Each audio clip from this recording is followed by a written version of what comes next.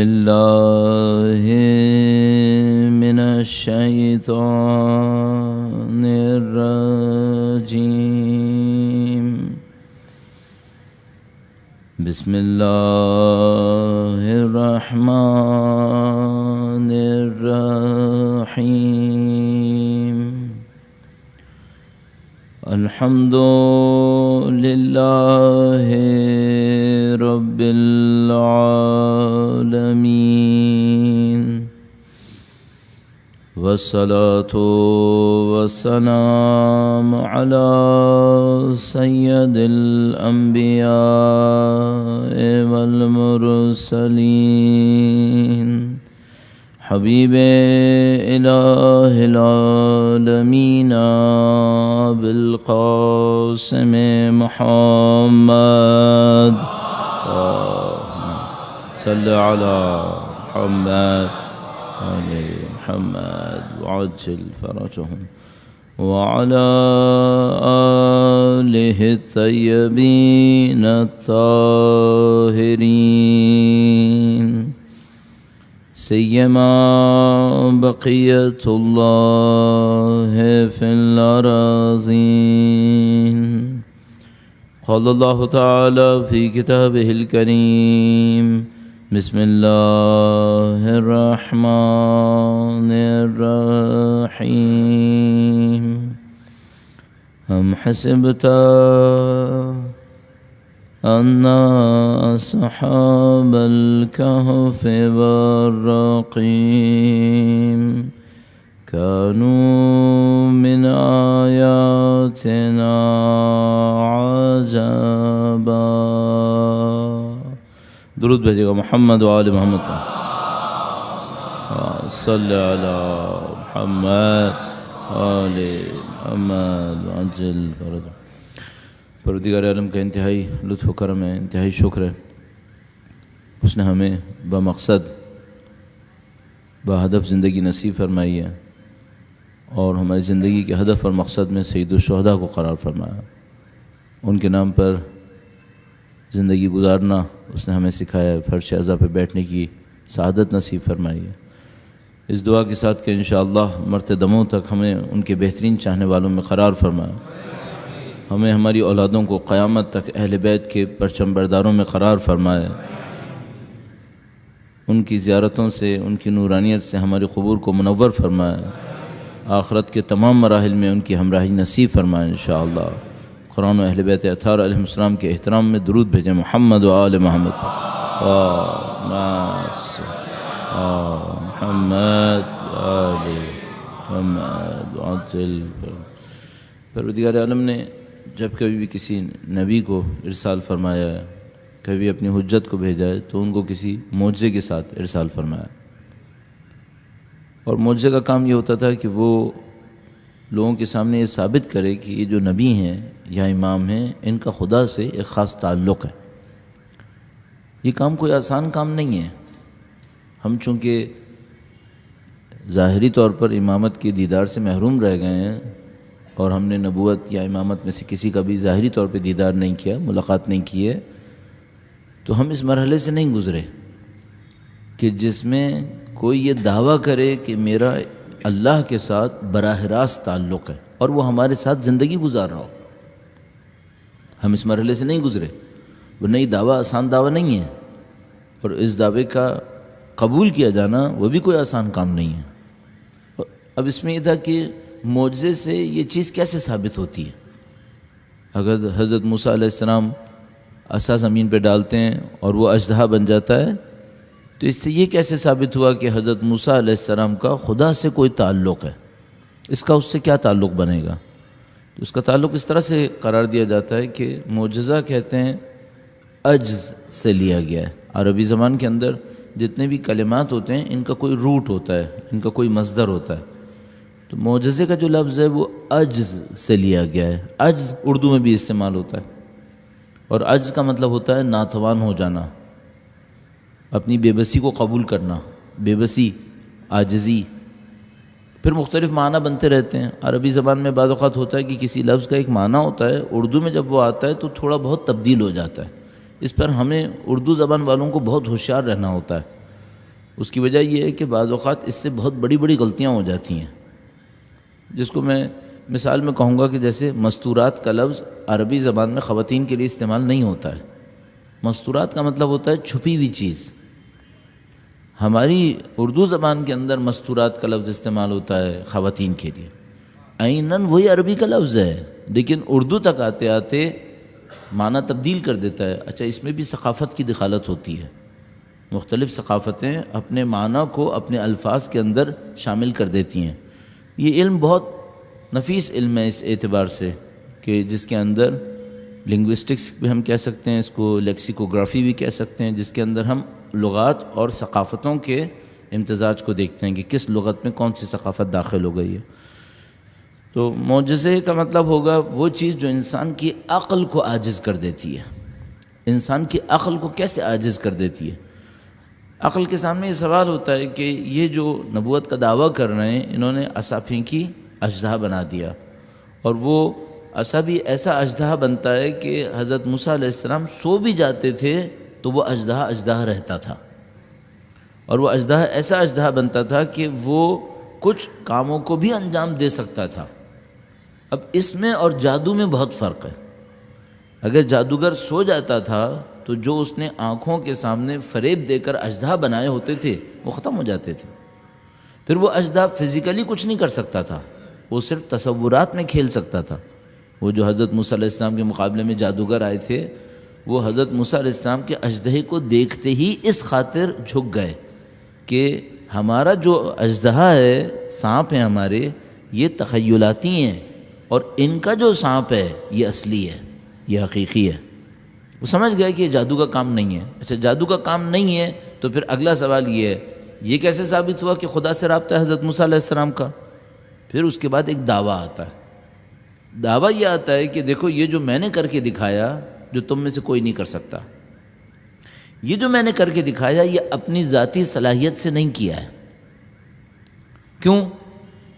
اس کی وجہ یہ ہے کہ اگر میں نے ذاتی صلاحیت سے کیا ہوتا تو کہیں سے جادو سیکھا ہوتا، میں نے تو سیکھا ہی نہیں ہے۔ دوسری بات یہ کہ اگر میں نے اپنی صلاحیت سے کیا ہوتا تو پہلے کبھی کوشش کی ہوتی، چھوٹا سانپ بنا ہوتا، پھر مہارت بڑھتی جاتی، اژدہا بن جاتا، پھر میں سو بھی جاتا تو وہ جاگتا رہتا۔ میں نے ٹرائل ایرر ایکسرسائز اس سے نہیں سیکھا ہے۔ ایک رات پہلے میں کچھ نہیں بنا سکتا تھا، اب میں اژدہا بنا رہا ہوں۔ اس کا مطلب ہے میں نے پریکٹس سے نہیں سیکھا ہے، اور تم سب نے پریکٹس سے سیکھا ہے۔ ان چند باتوں کے ہوتے ہوئے وہ ثابت کرتے تھے کہ یہ جو میں نے کیا ہے یہ میں نے نہیں کیا ہے، یہ خدا نے کروایا ہے۔ اگر تم یہ کہتے ہو کہ نہیں میں نے کیا ہے تو تم سب جمع ہو جاؤ، ایسا ہی کر کے دکھا دو۔ بھئی میں ایک انسان ہوں نا، اگر میں نے انسان ہونے کے ناطے اس کام کو انجام دیا ہے تو تم سارے جمع ہو جاؤ، مل کر اس کام کو کر کے دکھاؤ۔ نہیں کر سکتے، عاجز ہو تو قبول کر لو کہ میرا خدا سے کوئی رابطہ ہے۔ یہ معجزے کی حکمت ہوا کرتی ہے۔ اب اس کے ساتھ متصل کریں کہ خداوند متعال نے جتنے بھی انبیاء کو معجزے دیے وہ کسی ٹائم فریم میں صحیح ثابت ہوتے تھے، کسی ٹائم فریم تک صحیح چلتے تھے۔ مثلا حکمت کا زمانہ آیا تو حضرت عیسیٰ علیہ السلام کو شفا کا معجزہ دے دیا، جادوگری کا زمانہ آیا تو حضرت موسیٰ علیہ السلام کو عصا دے دی، حضرت صالح کے زمانے میں لوگوں نے کوئی چیز مانگی تو پہاڑ سے اونٹنی لا کے دکھا دی۔ اللہ کے نبی کو جن کی شریعت نے ابد تک رہنا ہے، ان کو معجزے میں کیا دیا؟ ان کو معجزے میں قرآن کریم دیا۔ قرآن کریم ان تمام معجزوں کا ایک ٹائم فریم ہے، اور کسی خاص جغرافیہ کے اندر ان کی سینس بنتی ہے۔ قرآن کریم وہ معجزہ ہے جو کسی ٹائم فریم میں نہیں آتا اور پوری بشریت کے لیے معجزے میں پیش کیا جا سکتا ہے۔ کس انداز میں معجزہ ہے، چند نکات اس میں عرض کروں گا اور اپنی بحث سے گفتگو سے متصل کریں گے۔ درود بھیجے گا محمد و آل محمد پر۔ اللہم صلی علی محمد و آل عجل فرج۔ تھوڑا سا اس معاملے میں کمی کہہ لیجئے کہ ہم لوگوں نے یہ سمجھا ہے کہ قرآن کریم صرف بلاغت میں معجزہ ہے۔ اگر قرآن کریم صرف بلاغت میں معجزہ ہو تو ممکن ہے کوئی اعتراض کر بیٹھے اور وہ کہے کہ جب مجھے عربی آتی ہی نہیں تو میں کیسے اس کے چیلنج کو ایکسیپٹ کروں. قرآن کریم نے چیلنج کیا کہ بھئی اگر تم سمجھتے ہو کہ یہ معجزہ نہیں ہے، انسان کا بنایا ہوا ہے، تو ایسا بنا کے دکھاؤ. تو ممکن ہے کوئی یہ کہے کہ میں انگلش میں بنا سکتا ہوں، فرینچ میں بنا سکتا ہوں، جرمن میں بنا سکتا ہوں، عربی میں بنا ہی نہیں سکتا کیونکہ عربی میری مادری زبان نہیں ہے. تو کیا قرآن کریم کا دعویٰ کہ اگر تم کہتے ہو کہ انسان کا ہے تو بنا کے لاؤ صرف عربوں کے لیے ہے؟ اگر دعویٰ صرف عرب کے لیے ہے تو پھر نبوت بھی نعوذ باللہ تعالی عرب میں محدود کرنی پڑے گی. اس کا مطلب یہ ہے کہ عربی زبان کی بلاغت قرآن کریم کے معجزے کا ایک پوائنٹ تو ہے، اس میں منحصر نہیں ہے، اس میں منحصر نہیں ہے. تو قرآن کریم کا جو اصلی معجزہ ہے وہ کیا ہے؟ اصلی معجزہ ہے حقیقت کو بیان کرنا. اس میں کسی زبان کی کوئی قید نہیں ہے. بھئی اس کتاب میں حقائق بیان ہوئے ہیں، تم جرمن میں بیان کر لو، فرینچ میں بیان کر دو. اچھا کیسے حقائق بیان ہوئے ہیں؟ ایسے حقائق بیان ہوئے ہیں کہ 1400 سال تو ہو گئے تمہیں سمجھتے ہوئے اور ابھی بہت گنجائش ہے، اور 1400 سال میں کوئی چیز غلط ثابت نہیں ہوئی ہے. 1400 سال ہو گئے. قرآن کریم میں بڑی عجیب نزاکتیں ہیں، اور میں صرف ایک دو مثالیں آپ کی خدمت میں اور عرض کروں گا، اور مجھے قصص انبیاء تک آنا ہے جو بنی اسرائیل کی تاریخ ہے، جو ہم گفتگو میں رکھے ہوئے ہیں. درود بھیجے گا محمد و آل محمد پر.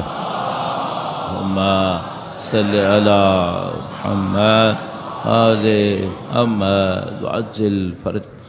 قرآن کریم کے معجزات میں سے ایک معجزہ، جیسے کہ بعض اسکالرز نے اس کو بیان کیا، سورہ لہب، تبت یدا ابی لہب و تب. قرآن کریم نے کہا کہ ابو لہب اچھا انسان نہیں ہے، لب لباب، خدا اس کے دونوں ہاتھوں کو توڑ دے، بازوؤں کو. البتہ مراد بازوؤں سے کیا ہے، ہاتھوں سے کیا ہے، یہ تفسیر میں ہمیں جانا پڑے گا. اچھا ابو لہب اس وقت زندہ تھا یا مر چکا تھا؟ ظاہر ہے کہ زندہ تھا. قرآن کریم نے کہا ابو لہب برا آدمی ہے، اس کی بیوی بھی بری ہے، اور ان کی یہ غلط حرکتیں ہیں. اگر ابو لہب کو قرآن کریم کو شکست دینی تھی، نعوذ باللہ تعالی، سادہ سا کام کرتا، اسلام قبول کر لیتا. اگر ابو لہب اسلام قبول کر لیتا تو اس کے بعد اکڑ کے کہتا کہ قرآن نے تو کہا تھا میں جہنمی ہوں، میں تو اسلام قبول کر گیا. کتنا آسان پوائنٹ تھا. ابو لہب کو صرف ظاہر میں چند کلمے پڑھنے تھے اور بہت ساروں کی طرح، اور کہنا تھا کہ میں مسلمان ہو گیا، اور مسلمان ہونے کے بعد کہتا کہ دیکھو میں نے نعوذ باللہ تعالیٰ قرآن کریم کے ایک حصے کو نعوذ باللہ تعالیٰ غلط ثابت کر کے دکھا دیا. یہ کہ یہ اسلام نہیں قبول کر پایا جبکہ زندہ تھا، اس کے ہاتھ میں تھا سب سارا معاملہ. یہ خود اس بات پر دلیل ہے کہ یہ جملے اللہ کی طرف سے نازل ہوئے تھے. بندے کے ہوتے تو وہ بندے کے جملے کو غلط ثابت کرنے کے لیے اسلام قبول کر لیتا. اور بہت سارے جملات اس طرح سے آپ کو ملیں گے جس میں جو لوگ اس کو غلط ثابت کر سکتے تھے وہ زندہ تھے، چاہتے تو غلط ثابت کرتے تھے، اتنی جنگیں لڑنے کی ضرورت ہی نہ تھی پھر، لیکن نہیں کر سکے. اور یہ خود اس بات پہ دلیل تھی کہ جملے انسان کی طرف سے نہیں تھے، جملے مالک کائنات کی طرف سے تھے. اپنے رب کے حضور قرآن کریم کے معجزے کے اعتراف کے لیے درود بھیجیں محمد و آل محمد پر. محمد آل محمد وعجل فرج.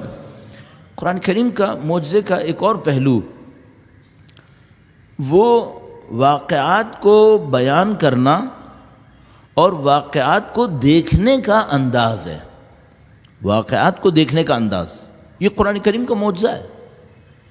مثال کے طور پر قرآن کریم میں واقعات بیان ہوئے ہیں اور کافی مقامات پر قرآن کریم نے واقعات کو بیان کیا ہے. اچھا واقعہ بیان کرنا انسان کی تقریباً معاشرتی زندگی کا حصہ ہے.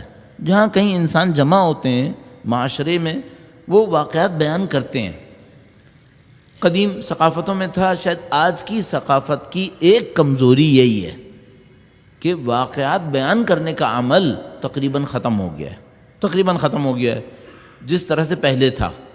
تو انسان کی تقریباً معاشرتی زندگی کا ایک فطری پہلو ہے کہ یہ واقعات بیان کرتے ہیں، لیکن جب یہ واقعات بیان کرتے ہیں تو واقعات میں کیا بیان کرتے ہیں، ان کا پرسیپشن واقعات کے بارے میں کس قسم کا ہوتا ہے۔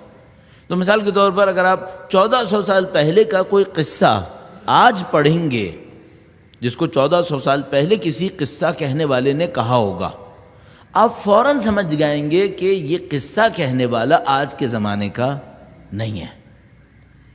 آپ قصے کو پڑھتے ہی سمجھ جائیں گے کہ جس نے بھی یہ قصہ لکھا ہے آج کے زمانے کا نہیں ہے۔ ذرا سا میں ہنٹ دیتا چلوں آپ کی خدمت میں، کربلا کا واقعہ آفاقی واقعہ ہے۔ کربلا کے واقعے کو تقریباً صدی بھر پہلے میر انیس نے بیان کیا۔ آج آپ میر انیس کے مرثیے کو پڑھیے، آپ فوراً سمجھ جائیں گے کہ بیان آج کے زمانے کا بیان نہیں ہے۔ جو مرصع کاری اس کے اندر ہوئی بھی ہے، جو زیورات کا بیان ہے، جو سجاوٹوں کا بیان ہے، جو رشتوں کا بیان ہے، آپ فوراً سمجھ جائیں گے کہ یہ آج کا بیان نہیں ہے۔ ایک اور بات بھی عرض کرتا چلوں، یہ 1400 سال پہلے کا بھی بیان نہیں ہے، یہ 100 سال پہلے کی شاعری ہے، اس سے زیادہ نہیں ہے۔ آپ میر انیس کو مورخ مت سمجھیں، ان کا بہت بڑا مقام ہے، انہوں نے حب اہل بیت اطہار علیہ السلام میں جو خدمتیں انجام دی ہیں ان کا بہت بڑا مقام ہے، لیکن کیا میر انیس مورخ ہیں؟ نہیں، مورخ نہیں ہے۔ وہ رشتوں کو، جن رشتوں کو بیان کر رہے ہیں عرب معاشرے میں، وہ رشتے اس طرح نہیں ہیں۔ جن سجاوٹوں کو بیان کر رہے ہیں عرب معاشرے میں، یہ سجاوٹیں نہیں ہیں، نہ 1400 سال پہلے تھیں نہ آج ہیں۔ تو کیا میر انیس کے اوپر اعتراض کیا جائے؟ نہیں ہے، اعتراض نہیں کر سکتے، وہ شاعری ہے، شاعری کا کام تخیلات کا استعمال ہوتا ہے، شاعر مورخ نہیں ہوتا۔ ہماری غلطی ہے کہ ہم میر انیس کو مورخ سمجھنے کے لگے۔ اگر میر انیس مورخ ہوتے تو تاریخ کی کتاب لکھتے، مقتل لکھتے۔ پھر وہ میر انیس نے مرثیہ لکھا ہے، مرثیہ شاعر لکھا کرتا ہے، شاعر کا کام تاریخ کو بیان کرنا نہیں ہے۔ مثلا کیا آپ میر انیس سے کہیں گے کہ آپ نے یہ کیوں نہیں لکھا کہ کربلا کا واقعہ کوفہ سے کتنے کلومیٹر ہے؟ کیا ضرورت ہے؟ شاعر کو کیا ضرورت ہے کہ وہ بیان کرے؟ کیا مثلا آپ نے یہ سوال کریں گے آپ میر انیس سے کہ آپ نے مثلا لشکر عمر سعد کے افراد کی بالکل صحیح تعداد کیوں نہیں لکھی؟ وہ شاعر ہیں، ان کا کام یہ نہیں ہے۔ یہ کس کا کام ہے؟ یہ مورخ کا کام ہوتا ہے، ان کا کام نہیں ہوتا۔ تو وہ جو قصہ بیان کرتے ہیں وہ اپنی ثقافت میں رہ کر کربلا کو بیان کرتے ہیں۔ 100 سال کے بعد جب میں پڑھتا ہوں، میرے جیسے لوگ پڑھتے ہیں، تو وہ سمجھ جاتے ہیں یہ آج کی زمانے کا بیان نہیں ہے۔ لیکن جب قرآن کریم کسی قصے کو بیان کرتا ہے، ان تفصیلات میں جاتا ہی نہیں ہے جس کو پڑھ کے میں کہوں یہ 1400 سال پہلے کا بیان ہے، نہیں، کبھی نہیں جائے گا، ایسی کسی تفصیل میں نہیں جائے گا۔ کہیں پہ لکھا ہے کہ عزیز مصر نے کون سے کپڑے پہنے تھے؟ نہیں۔ کس سواری پہ بیٹھا تھا؟ نہیں۔ حضرت یوسف کس سواری پہ بیٹھے تھے؟ نہیں۔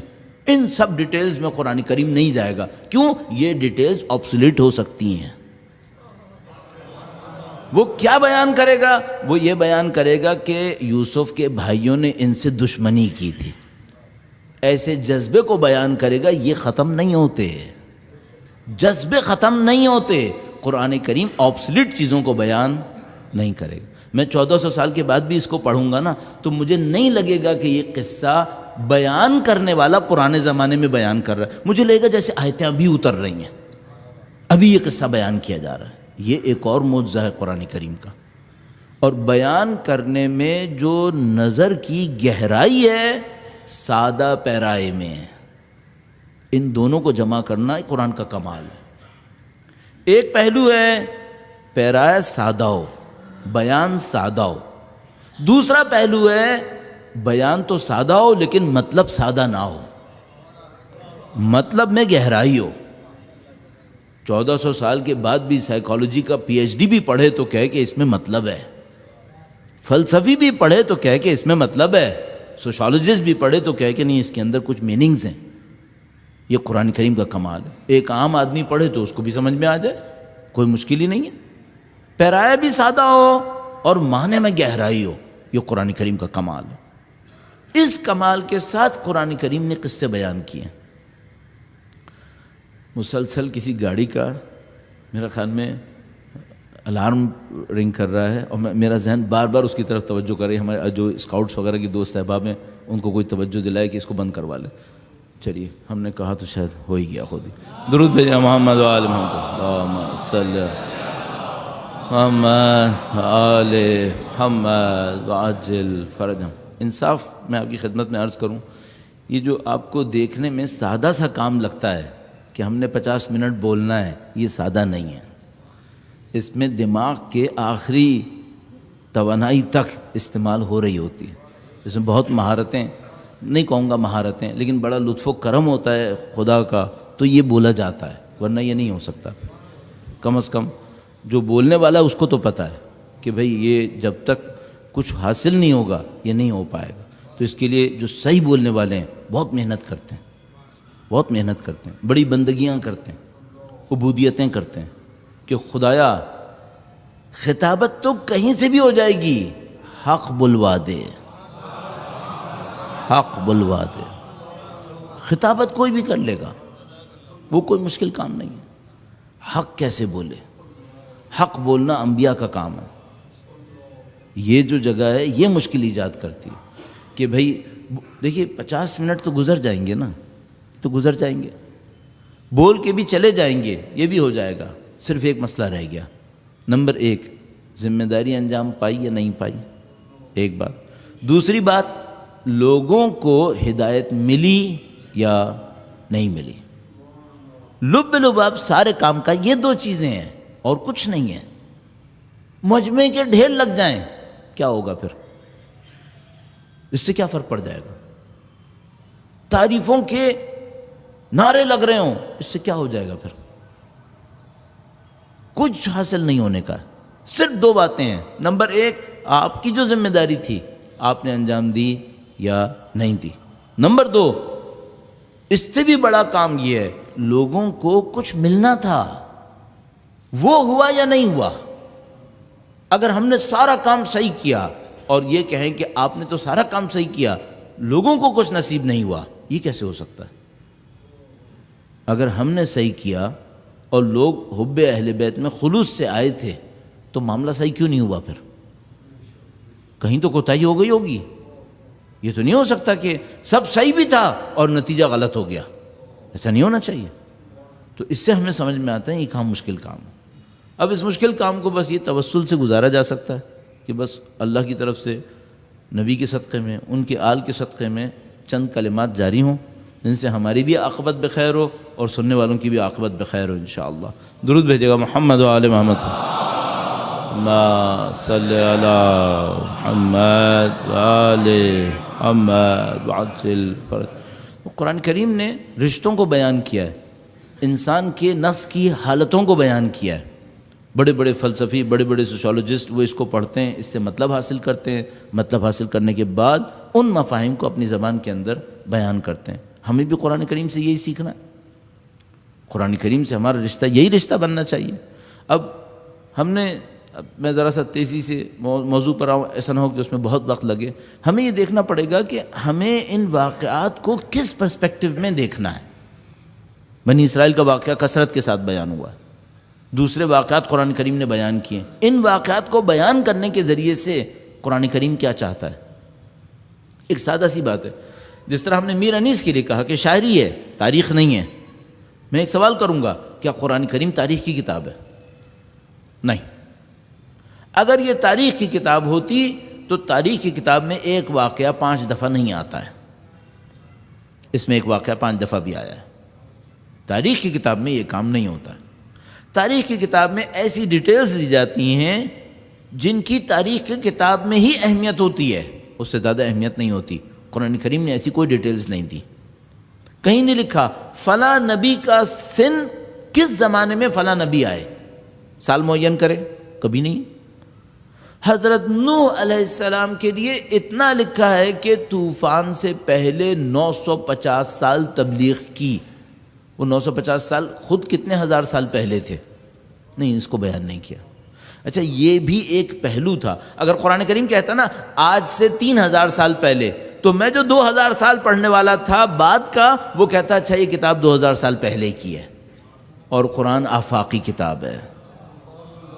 اس کے پڑھنے والے کو یہ ایکسپریشن ملنا چاہیے کہ یہ میرے اوپر اتر رہی ہے۔ اگر قرآن کریم ڈیٹ دے دیتا تو پھر آبسلیٹ ہو جاتی ڈیٹ۔ قرآن کریم نے کوئی ایسا کام نہیں کیا، ہر ایک کو ایک خاص کانٹیکس میں رکھا ہے۔ اچھا، اب ان واقعات سے ہمیں کیسے سیکھنا ہے؟ اب یہاں پر تھوڑا سا اور گہرائی میں جاتے ہیں۔ واقعات کا ایک قوم پر اثر کیا ہوتا ہے؟ کل میں نے آپ کی خدمت میں عرض کیا تھا کہ ہم تھوڑا سا دوسرے سائنسز سے مدد لیں گے، پھر اس کے بعد اوپینین اسلام سے لیں گے کہ بھئی اسلام کی اس بارے میں رائے کیا ہے۔ اب یہاں پہ ایک کوشچن ہے، وہ یہ ہے کہ جو سوشالوجی کے اندر بھی آئے گا اور کسی حد تک سائیکالوجی میں بھی آئے گا، اور مختلف اس کی برانچز بنتی چلی جائیں گی، ظاہر ہے جس کے اندر ہم اس کو لا سکتے ہیں۔ پھر یہ سب فیلڈز اپنے اندر 10 سب فیلڈز رکھتی ہیں جن کے اندر پوسٹ پی ایچ ڈیز ہو رہے ہیں اس وقت، تو ظاہر ہے کہ صرف سوشالوجی کہنا کافی نہیں ہے، بہت ساری اس کی اسپیشلائز برانچز ہیں۔ تو سوال یہاں پر ہے، یہ جو لوک کہانیاں ہوتی ہیں، لوک کہانیاں یعنی وہ کہانیاں جو بچپن سے لوگ سنتے ہیں، اپنی اپنی ثقافتوں کے اندر، ان کا معاشرے پر اثر کیسا ہوتا ہے؟ ان کا تعلق کیا ہے؟ ان کا رشتہ کیا ہے؟ اب یہاں پہ 2 باتیں ہیں، جیسے میں نے قرآن کریم کے بارے میں بھی عرض کیا، آیا قرآن کریم نے واقعات کو محفوظ کرنے کے لیے بیان کیے ہیں؟ اگر کوئی کتاب واقعے کو محفوظ کرنے کے لیے کسی واقعے کو بیان کرے، اس کو ہم تاریخ کہتے ہیں، اور قرآن کریم تاریخ کی کتاب نہیں ہے۔ اب میں آپ سے ایک بات پوچھتا ہوں، مثلا بلوچ ثقافت میں لوک کہانیاں ہیں، لوک نغمے ہیں۔ یہ جو لوک نغمے ہوتے ہیں، ظاہر گاف کی بات نہیں ہو رہی، کاف کی بات ہو رہی ہے، لوک، یہ جو ثقافتی نغمے ہوتے ہیں، ثقافتی کہانیاں ہوتی ہیں، ان کا ہدف کیا ہوتا ہے؟ آیا یہ تاریخ کا بیان ہوتی ہیں، صرف تاریخ کو محفوظ رکھنے کے لیے ہوتی ہیں؟ تو دنیا میں جب یہ لوک کہانیاں کہی جاتی ہیں، ان کا ایک ہدف یہ ہوتا ہے کہ وہ تاریخ کو اپنے محفوظ رکھنا چاہتے ہیں، لیکن اس سے بڑھ کر بھی ہے۔ اس سے بڑھ کر کیا ہے؟ لوک کہانیوں کے پیچھے ایک ثقافت ہے جو اگلی نسل کو منتقل ہوتی ہے، ثقافت منتقل ہوتی ہے۔ بس یہ جو لوک کہانیاں ہوتی ہیں، یہ پچھلی نسل اور اگلی نسل میں برج، پل کا کام کرتی ہیں، اور کہتی ہیں یہ پیچھے زمانے کی ثقافت تھی جو اگر نہیں دہرائی گئی تو ختم ہو جائے گی۔ تو ان کو لوک کہانیوں کا رنگ دیا جاتا ہے، لوک نغموں کا رنگ دیا جاتا ہے، تاکہ یہ آگے آنے والے بچے ابتدائی عمر سے پڑھنا شروع کر دیں۔ تو آپ کے اور ہمارے بچے نرسری کے اندر کچھ رائمز پڑھتے ہیں، پوئمز پڑھتے ہیں، اور مثال کے طور پر اردو کی کچھ کہانیاں پڑھتے ہیں، یہ ساری باتیں ہوتی ہیں۔ ان سب کے ساتھ کیا ہو رہا ہوتا ہے؟ یہ واقعات ثبت کرنے کے لیے نہیں ہوتی ہیں، یہ ثقافت منتقل کرنے کے لیے ہوتی ہیں۔ اس کا مطلب کیا ہے؟ اس کا مطلب یہ ہے کہ اگر آپ کو کسی قوم کی ثقافت دیکھنی ہے تو آپ اس کی لوک کہانیوں کا مطالعہ کر لیں، آپ اس کی لوک کہانیوں کا مطالعہ کریں۔ آپ جیسے اس کی لوک کہانیوں کا مطالعہ کریں گے، آپ کو سمجھ میں آ جائے گا اس قوم کے مستقبل میں کس قسم کی ثقافت بننے والی ہے، آپ کو سمجھ میں آ جائے گا۔ مثال میں نے بلوچ کا کہا تو میں آپ کی خدمت میں عرض کر دوں، بلوچ لوک نظموں کے اندر مسلسل کربلا ہے، مسلسل کربلا ہے۔ مولا ابو الفضل کا تذکرہ ہے، کربلا کی جنگ کا تذکرہ ہے، سید الشہداء کی مدد کا تذکرہ ہے، بنی امیہ نے ہماری مخالفت کی، ان سب کا تذکرہ ہے۔ یہ کس میں ہے؟ بلوچ لوک کہانیوں کے اندر، بلوچ لوک کہانیوں کے اندر۔ اچھا، اس کا مطلب کیا ہے؟ اس قوم کے اندر کربلا مٹ نہیں سکتی ہے، مٹ نہیں سکتی، چھپا تو دی گئی ہے، چھپائی گئی ہے۔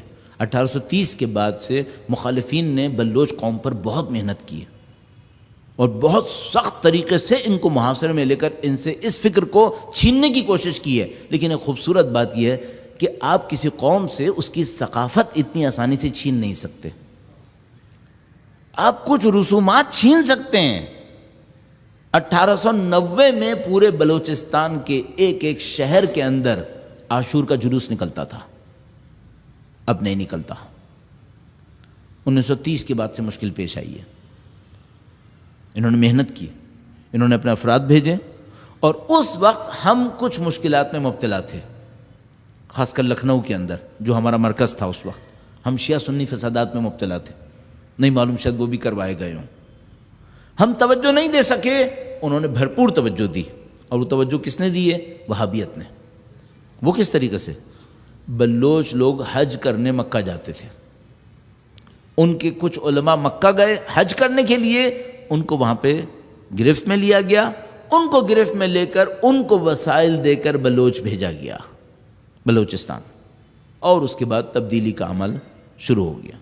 بدقسمتی سے ہم لوگ اپنی مشکلات میں مبتلا، ہم اس پہ توجہ ہی نہیں دے سکے کہ ہمیں بلوچستان کو سنبھالنا بھی تھا۔ ہماری کمی میں سے ایک کمی یہ ہے، ہم نے علمی مراکز نہیں بنائے ہوئے، علمی مراکز نہیں بنائے۔ اگر بلوچستان میں 1930 میں ہمارا کوئی بڑا علمی مرکز ہوتا تو یہ مشکل اتنی آسانی سے نہیں آ سکتی تھی۔ اور میں آپ کی خدمت میں عرض کروں، ہماری قسمہ پرسی کا عالم کیا تھا؟ جب پاکستان بنا ہے تو ہمارے پاس 2 بڑے مدرسے تھے، تمام 2 بڑے مدرسے بس، اور وہ بھی بڑے، بہت ہی مقایسے میں کہوں گا تو بڑے بنیں گے ورنہ نہیں بنیں گے۔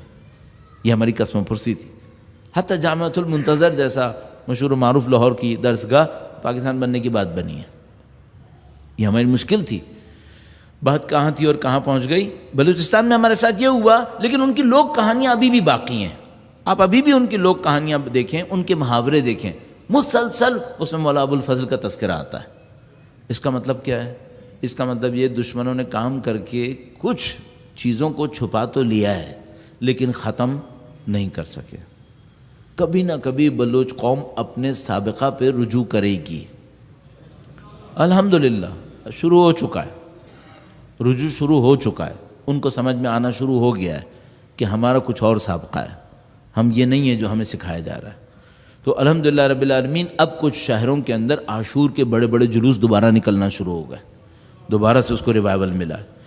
تو میں نے آپ کی خدمت میں عرض کیا، جو لوگ کہانیاں ہوتی ہیں نا، یہ صرف تاریخ کو ثبت نہیں کرتی، یہ کلچر بناتی ہیں، ان کے ذریعے کلچر بنتا ہے۔ اب ایک عجیب بات دیکھیے گا، قومیں کہانیاں بناتی ہیں اور کہانیاں اگلی قوم بناتی ہے۔ قومیں کہانی بناتی ہیں اور کہانی اگلی قوم بناتی ہے۔ اگر کہانی اچھی ہوئی قوم اچھی، اور کہانی بری ہوئی، اور جس قوم کی کہانی کربلا ہے، جس قوم کی کہانی کربلا ہے، یہ بہت بڑی قوم بننی ہے، یہ قوم بہت بڑی قوم بننی ہے، کیونکہ کربلا میں ساری انسان کی عظمتیں ہیں۔ آپ اور میں ابھی نہیں دیکھ پا رہے شیعہ کو کہاں پہنچنا ہے، ہم نہیں سمجھ پا رہے۔ اگر کسی قوم کی کہانی کربلا ہے نا، تو اس کا مطلب ہے انسانیت کی معراج اس قوم کے پاس ہے، کہیں نہیں جائے گی۔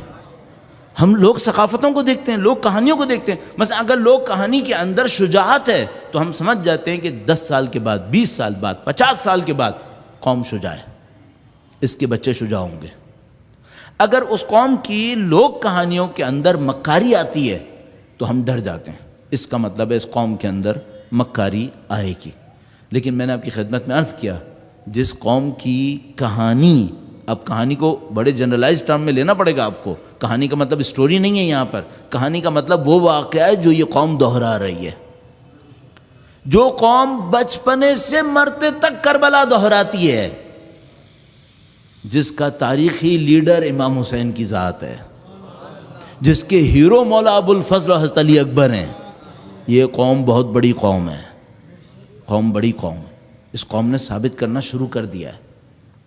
مختلف علاقوں میں مختلف سطح پر کربلا کے اثرات ظاہر ہونا شروع ہو گئے، کہیں ایران کے اندر، کہیں لبنان کے اندر، کہیں عراق کے اندر۔ آپ اس ملت کو کم مت سمجھیں، تمام تر سختیوں کے باوجود یہ قوم اپنا مقام حاصل کر رہی ہے، تمام تر سختیوں کے باوجود۔ اور اس میں اور بھی بہت ساری ڈیٹیلز آئیں گی، اس پوائنٹ کو کہنے کے بعد دوبارہ آتے ہیں. اب آپ کو بہت آسانی ہوگی سمجھنے میں قرآن کریم نے واقعات کیوں بیان کیے.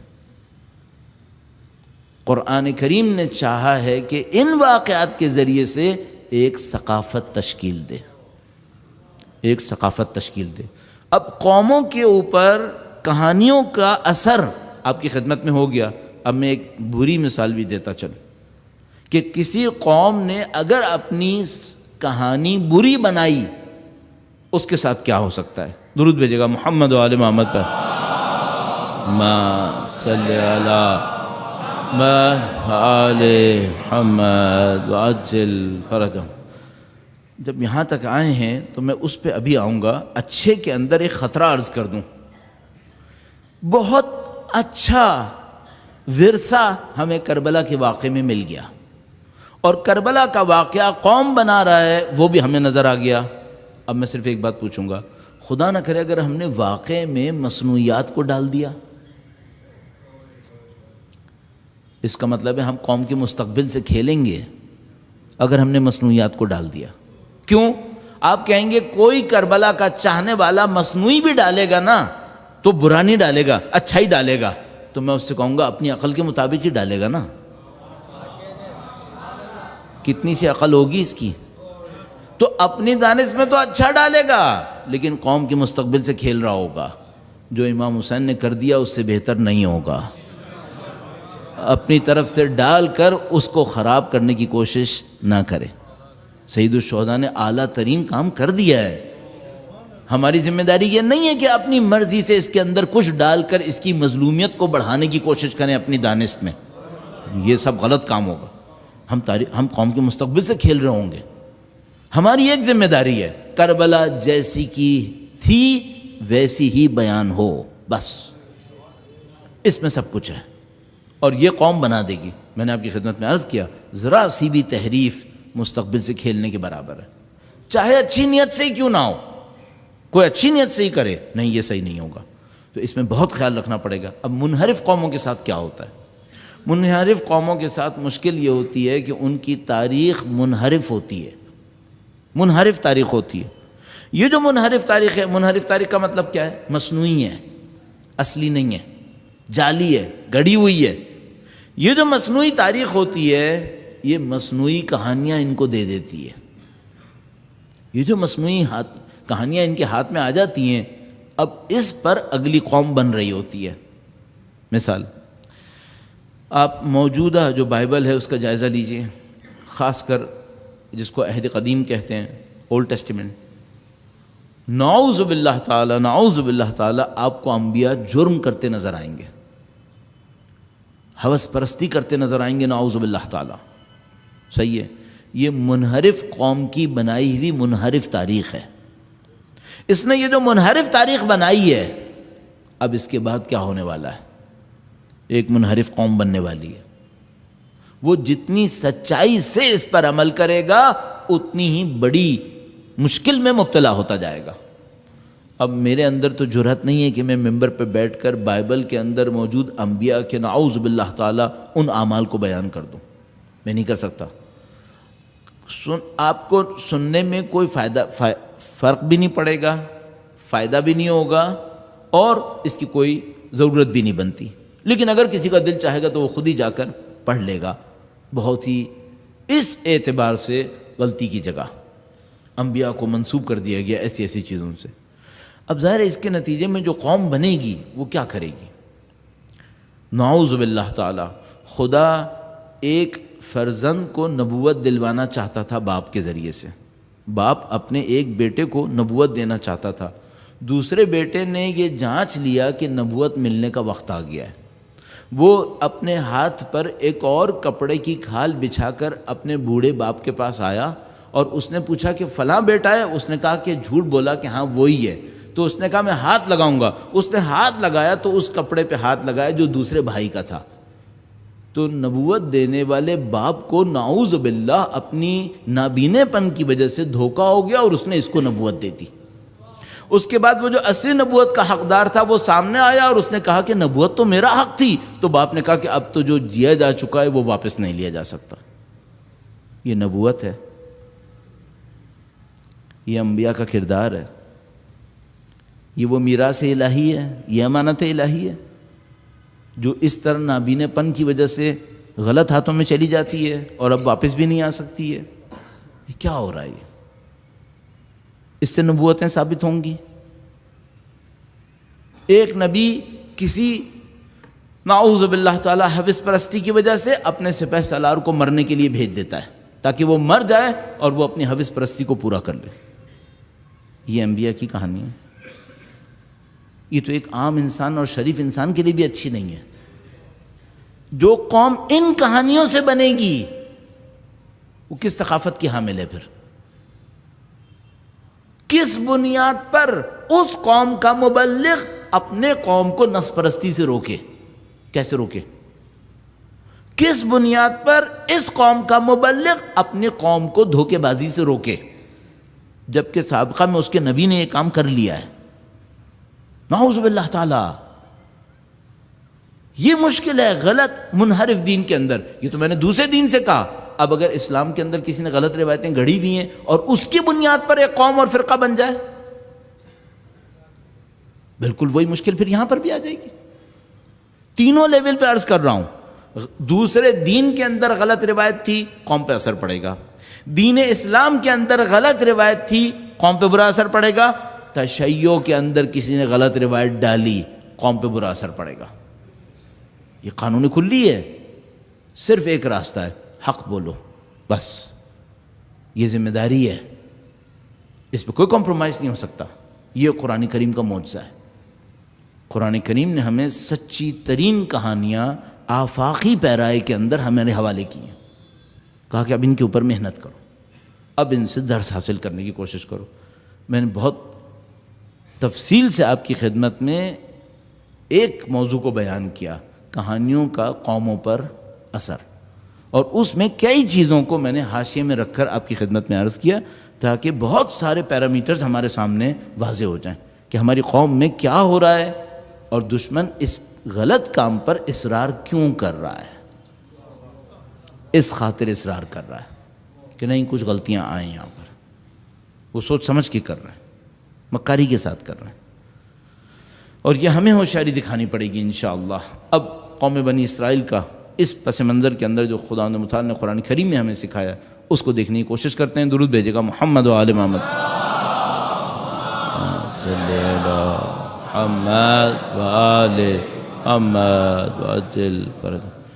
پروردگار عالم نے حضرت یعقوب کے اولادوں میں جو مشکلات آ چکی تھیں ان کو پوائنٹ آؤٹ کیا کہ حضرت یعقوب کے بعض بیٹوں کے اندر کچھ مشکلات تھیں، اور ان مشکلات کو بیان کیا گیا کہ ان بھائیوں نے جو حضرت یوسف کے بھائی تھے کس طریقے سے ان کے ساتھ غلطیاں کیں، اور میں نے آپ کی خدمت میں ان غلطیوں کا خلاصہ اس طرح سے عرض کیا تھا۔ نمبر ایک، حضرت یوسف میں ایک فضیلت تھی جو یہ قبول نہیں کر رہے تھے۔ نمبر دو، اپنے لیے مساوی فضیلت کے قائل تھے جبکہ ان کے اندر معیار نہیں تھا۔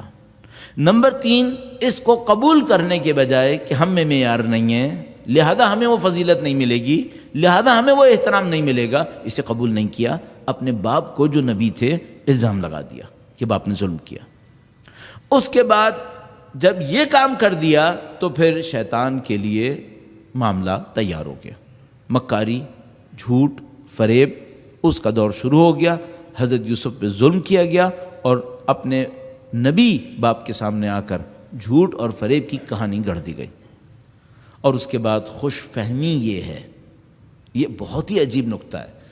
حضرت یوسف کے بھائیوں نے جب حضرت یوسف کو مار لیا اپنی دانست میں اور ان کو کنویں میں گرا دیا تو اس منصوبے کے بنانے والا کہتا ہے کہ یہ کر لو اور اس کے بعد صالح بن کے زندگی گزارنا۔ ابھی بھی اپنے بارے میں خوش فہمی ہے کہ ہم اچھے لوگ ہیں، قاتل نفس کے بعد بھی یہ آج کے داعش وغیرہ کا سا کردار یہاں سامنے نظر آ رہا ہے۔ اپنے بھائی کو مار دیا ہے اپنی دانست میں، اپنے بھائی کو فارغ کر لیا ہے، اور اس کے بعد دعویٰ کیا ہے؟ وہ یہ کہ ہم صالح ہیں، قومن صالحین، قوم صالح بن کے دکھاؤ۔ صالح قوم، قاتل قوم، صالح قوم، اتنا اندھا پن یہ ان کے اندر ہو چکا ہے۔ اچھا، یہ قوم حضرت یوسف علیہ السلام کے ساتھ مصر آ گئی. کیا بڑے ہونے تک بھی جھوٹ ترک کیا ہے؟ نہیں، جھوٹ ابھی بھی چل رہا ہے. کہا کہ بھائی نے پیالہ چوری کیا ہے، تو کہا ہاں اس نے چوری کیا ہوگا چونکہ اس کے بھائی نے بھی پہلے چوری کیا ہے، جبکہ وہ بھی غلط تھا. اس عمر تک آتے آتے بھی جھوٹ سے دستبردار نہیں ہوئے. اس کے کچھ عرصے کے بعد یہ لوگ مصر آ گئے، حضرت یوسف کے ساتھ زندگی گزارنا شروع کی، اور اس زمانے میں جو مصر کی حاکمیت ہے وہ ایک بادشاہ کے پاس ہے. اچھا، اب میں ایک سوال پوچھوں گا، یہ جو بادشاہ ہے جو عادل نہیں ہے، اب جو بادشاہ ہے یہ عادل نہیں ہے، کیا اس نے بنی اسرائیل یعنی ان بھائیوں اور ان کی اولادوں میں موجود اس کمزوری کو سمجھ لیا ہوگا یا نہیں سمجھا ہوگا؟ فرعون نے، جو ظالم بادشاہ ہے، اس کے مقابلے میں حضرت یوسف اور ان کے بھائیوں کی قوم ہے بنی اسرائیل، اور بنی اسرائیل کے اندر یہ ساری مصیبتیں ہیں جو میں نے ابھی آپ کو دہرائیں. ظالم بادشاہ نے جب اس قوم سے نبٹنے کا ارادہ کیا ہوگا تو ان کی اس کمزوری کو سمجھ لیا ہوگا یا نہیں سمجھا ہوگا؟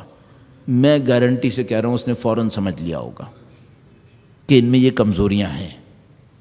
اچھا، جیسے ہی اس نے اس بات کو سمجھا ہوگا کہ ان کے اندر کچھ کمزوریاں ہیں، سب سے بری کمزوری جو روٹ بنی وہ کیا تھی؟ یہ اپنے لیے ایسی فضیلتوں کے دعوے دار تھے جس کے معیار ان کے اندر نہیں تھے. اگر کوئی قوم ایسی ہو اس میں پھوٹ ڈالنا مشکل ہے کیا؟ اس میں پھوٹ ڈالنا انتہائی آسان ہے. اگر میں اپنے لیے کسی ایسی فضیلت کا دعوے دار ہو جاؤں جس کا معیار میرے اندر نہیں ہے، اور میں ایسے سے دشمنی کرنے لگوں جس کے اندر معیار بھی ہے اور فضیلت بھی ہے، تو مجھے اس کے خلاف کھڑا کرنے میں دشمن کو کتنی دیر لگے گی؟ تھوڑا سا ہی پمپ کرنا ہوگا، تھوڑا سا ہی راستہ دینا ہوگا کہ میں بھی آپ کے ساتھ ہوں، حق آپ ہی کا ہے، اور وہ کھڑا ہو جائے گا. اس ماحول میں اختلاف پھیلانا کوئی مشکل کام ہے؟ نہیں. انتشار پھیلانا، افتراق پھیلانا کوئی مشکل کام نہیں ہے. اب یہاں سے فوری طور پر آپ ایک نقطے کو حاصل کر سکتے ہیں. اگر قوم میں انتشار ختم کرنا ہے تو حقیقت پسند بننا ہوگا. جس کا جتنا معیار ہے اس سے زیادہ فضیلت کا دعویٰ نہ کرے. اگر اپنے معیار سے زیادہ فضیلت کا دعویٰ کرے گا تو پھر اس قوم میں انتشار پھیلانا کوئی مشکل کام نہیں ہوگا. عزیزان محترم، ہم لوگ منطق میں کہتے ہیں کہ بھئی جہاں دھواں ہوگا وہاں یقیناً آگ نہیں، حرارت ہوگی. ممکن ہے دھواں ہو اور آگ نہ ہو، ابھی آگ نہیں لگی ہو، لیکن ہیٹ ہوگی یا نہیں ہوگی، حرارت ہوگی یا نہیں؟ حرارت تو ہوگی. اگر دھواں ہے تو حرارت ہوگی. اگر اختلاف ہے، اس کا مطلب ہے مصنوعی فضیلتوں کے دعوے دار معاشرے میں ہیں. دھواں ہے نا تو پھر حرارت تو ہوگی. پھر نیچے اگر نیچے کوئی حرارت نہیں ہے تو یہ دھواں کہاں سے آ رہا ہے؟ پھر یہ انتشار آیا کہاں سے؟ کتنا ہم لوگ ایک دوسرے سے کہتے رہتے ہیں کاش ہماری قوم متحد ہو جائے، اور متحد ہونے کے لیے کیا کرتے ہیں؟ ایک اور پلیٹ فارم بناتے ہیں، اور اس کے بعد اس پلیٹ فارم کا نام رکھتے ہیں کہ یہ سب کو جمع کرنے کے لیے ہے، اور اس کے بعد کچھ ہی دنوں کے بعد پتہ چلتا ہے کہ اب ایک اور پلیٹ فارم بنانا پڑے گا جو سب کو جمع کرنے والوں کو جمع کرنے کے لیے ہوگا. اور جب وہ بھی بن جاتا ہے تو پتہ چلا کہ 20 کے 21 ہو گئے اور اب 22ویں کی بہت شدید ضرورت پڑ رہی ہے. کب تک چلے گا؟ جب تک نفس پرستی چلے گی. جب تک نفس پرستی چلے گی یہ کام ہوتا رہے گا. صرف ایک راستہ ہے، اپنے آپ کو کنٹرول کریں، اپنے آپ کو کنٹرول کریں. جس میں جتنا معیار ہے اس سے زیادہ کا مطالبہ نہ کریں. صرف واحد راستہ اختلاف ختم کرنے کا یہی ہے، تھوڑا سا کم پر قانی ہو جاؤ، کم پہ قانے ہو جاؤ. آپ کے اندر ایک معیار ہے جس کا حق یہ ہے کہ پورا پاکستان آپ کو رہبر مان لے. فرض کر لیتے ہیں نہیں مان رہے نا، تھوڑے سے کم آ جاؤ. اللہ تو ناانصافی نہیں ہونے دے گا نا، اللہ تو حق دلا ہی دے گا نا. تھوڑے سے کم آ جاؤ. لیکن مشکل یہاں نہیں ہے، مشکل یہ ہے کہ مجھے اپنے حق سے بھی زیادہ چاہیے. مشکل ساری یہاں پر ہے. جب کسی قوم کے اندر یہ فطرت پھیل رہی ہو جو کہ فطرت نہیں ہے، عادت ہے، تو بس پھر اختلاف بہت ہے، پھر اختلاف نہیں سنبھلتا۔ اب یہ جو میں نے سخت باتیں آپ کی خدمت میں عرض کی، یہ اخلاقی بنیادیں ہیں جن پر قوم کی سیاست بنتی ہے۔ ہم سیاست سے اخلاق بنانا چاہ رہے ہیں، سیاست سے اخلاق نہیں بنتے ہیں، اخلاق سے سیاست بنتی ہے۔ ہم الٹی گنگا بہانا چاہ رہے ہیں یہاں پر، ایسے نہیں بہے گی۔ آپ کو پہلے اخلاق بنانا پڑے گا، پھر سیاست بھی آئے گی۔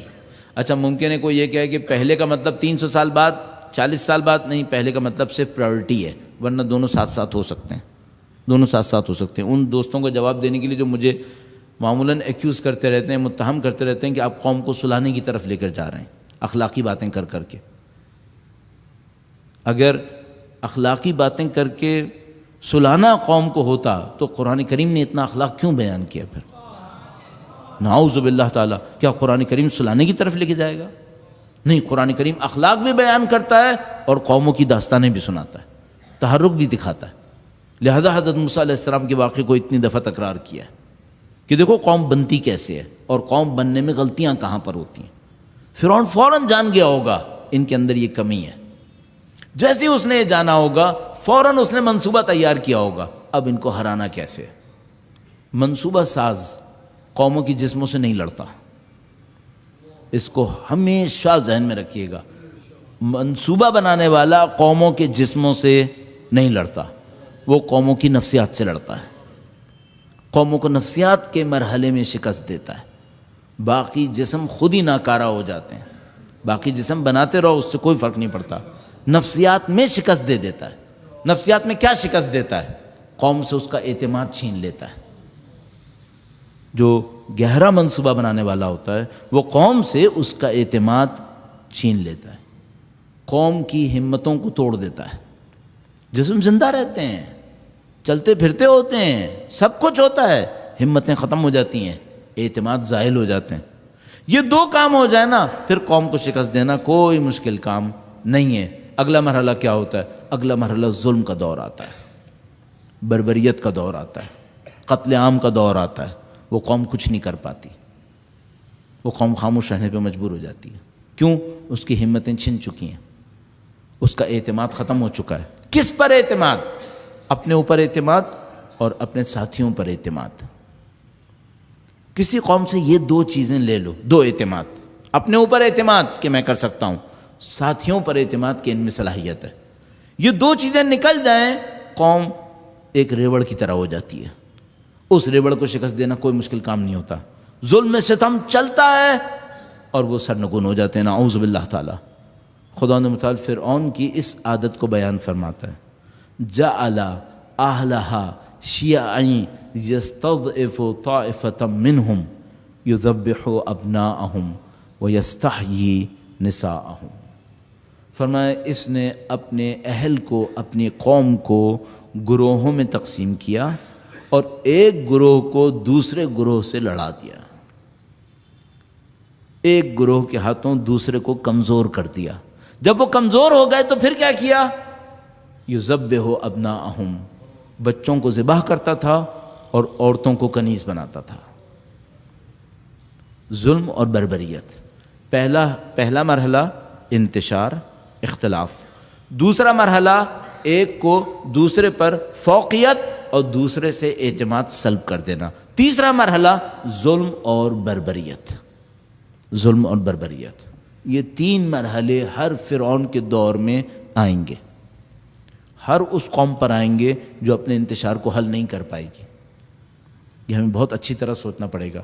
ہمارا وقت ختم ہو رہا ہے، اس سے زیادہ آگے نہیں جا سکیں گے آج کے دن کے لیے۔ پروردگار نے زندگی دی، توفیق دی تو کل انشاءاللہ اس کو آگے بڑھائیں گے۔ درود بھیجے گا محمد و آل محمد، اللہم صلی علی آل محمد وعجل۔ یہ بہت سخت عمل ہے، بہت تکلیف دہ حقائق ہیں، ان سے نظریں چرانے کا کوئی فائدہ نہیں ہوگا، ان کو سیکھنا پڑے گا۔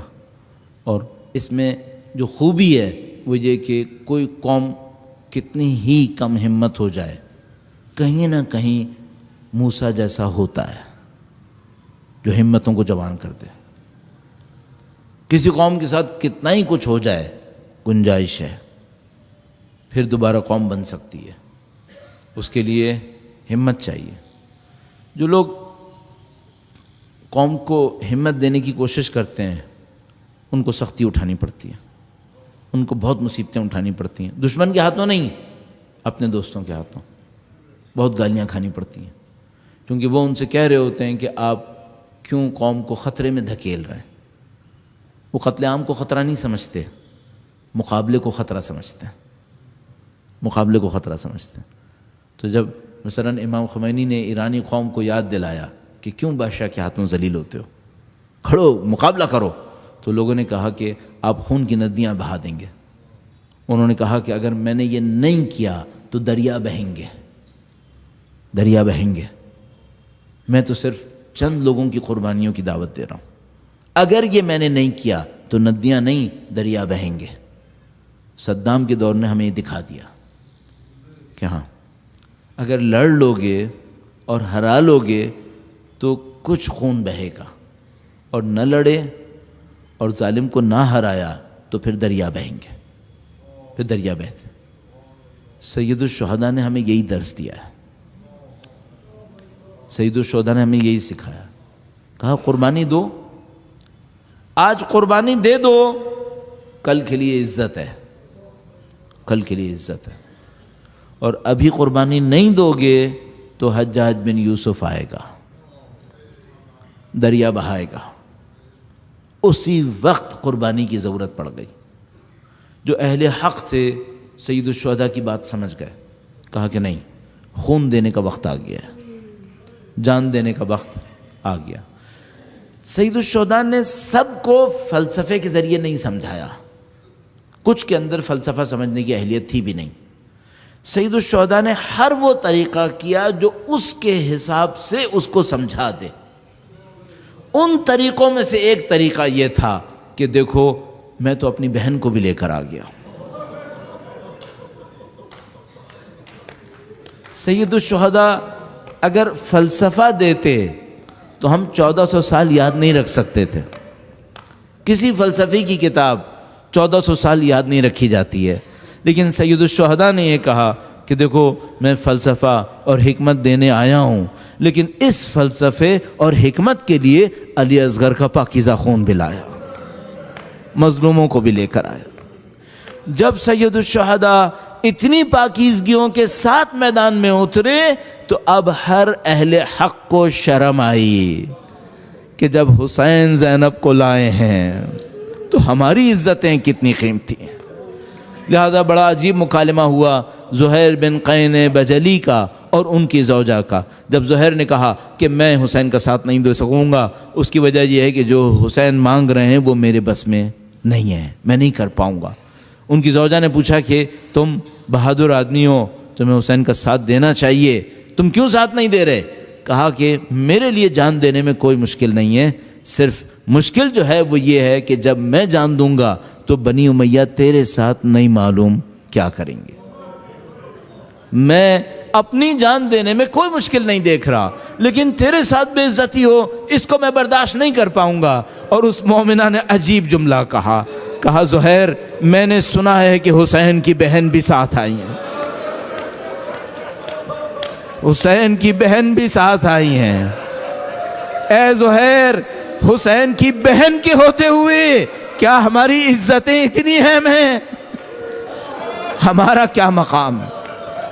اب میں کہوں گا کہ بی بی آپ نے جس عظیم الشان ہستی کا حوالہ دیا ہے، یہ عقیلہ عرب ہیں، یہ حسین کی بہن، یہ جرأتوں کا سمندر ہیں، یہ ہمتوں کا پہاڑ، یہ تلے زینبیہ پہ کھڑے ہو کر اپنے بھائی کو ذبح ہوتا دیکھنے والی، ان کی مقاومت، ان کی استقامت، اس کا کوئی کیا بدل دے سکے گا؟ اور بی بی زینب سلام اللہ علیہا، عزیزان محترم، ہم لوگ طالب علم ہونے کے ناطے اہل بیت کے واقعات کو بیان کرتے وقت اس کے اندر موجود درد اور غم کو سمجھنے کی کوشش کر رہے ہوتے ہیں۔ بی بی زینب سلام اللہ علیہ نے بڑے بڑے واقعات جھیلے، لیکن ایک موقع ایسا آیا کہ بی بی کے دل کے اندر موجود غم کی کیفیت ناقابل بیان ہے۔ وہ کون سا واقعہ تھا؟ جب جنازے زمین پر رکھے تھے، گھوڑوں کی نعل بندیاں ہو رہی تھیں، پامال ہونے کے لیے تیار تھے، اور ہر لاشے کا کوئی وارث تھا، اسدی کا، بجلی کا، حبشی کا، اور زمین پر صرف حتبہ کے بیٹے کا لاشا رہ گیا۔ بی بی زینب نے عجیب منظر دیکھا، سب کا کوئی وارث ہے اور نواسہ رسول کا کوئی وارث نہیں ہے۔ تڑپ کر کہا، ارے میرے باجائے، تیرا کوئی وارث نہیں۔ میں کہوں گا بی بی، پوری کائنات آپ کے بھائی کا نام لے رہی ہے۔